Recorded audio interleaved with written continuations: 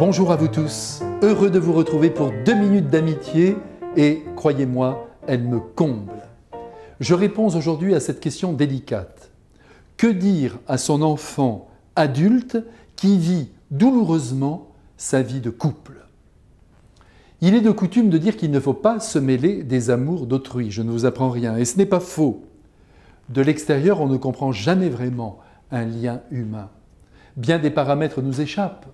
Et en essayant de dénouer, d'arranger une situation, eh bien parfois, on la complique. Cependant, quand on aime et que l'on est donc soucieux des êtres, si nous les voyons malheureux, le désir d'intervenir, d'apporter sa pierre à l'édifice qui est en train de s'écrouler, nous habite. Et il est d'ailleurs bon, en certaines situations, d'intervenir, mais, attention, au bon moment.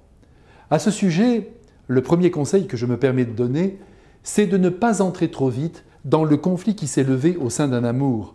Car il peut arriver que les choses se remettent en place sans l'intervention d'un tiers, et parfois rapidement. Maintenant, si la situation s'aggrave, vous pouvez risquer une intervention. Eh bien, en ce cas, commencez bien sûr par prier, pour demander au ciel son soutien, et surtout ses lumières. Quel geste, quelle parole dois-je faire pour tenter de réparer ce lien qui s'écroule? Et surtout, je vous en prie, restez objectifs. Ne défendez pas a priori votre fils ou votre fille. Votre gendre ou votre belle-fille peuvent avoir raison contre votre progéniture adorée. Oui, soyez juste, soyez vrai. Que l'affectif ne vienne pas ruiner votre jugement.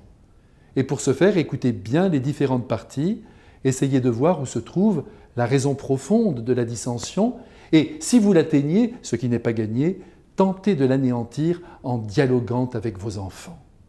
En fait, autant le dire sans détour, si vous êtes les parents de ceux qui se déchirent, vous n'avez pas beaucoup de chance de parvenir à les aider. C'est ainsi, ils n'écouteront probablement pas vos conseils. Nul n'est prophète en son pays. Vous vous souvenez de cette phrase du Seigneur? Aussi, n'hésitez pas à les pousser à rencontrer d'autres personnes qui pourraient les aider, et notamment certains de leurs amis très proches. Car je vous rappelle que l'amour seul, autant dire la confiance réciproque, ce qui est la même chose, fait des miracles. Le pouvoir des amis est immense. Eux peuvent faire beaucoup en vue d'une éventuelle réconciliation. Maintenant, si la rupture est consommée, ajoutez votre amour démesuré au cœur qui en manque. Et ainsi, vous ferez, vous aussi, beaucoup. À bientôt!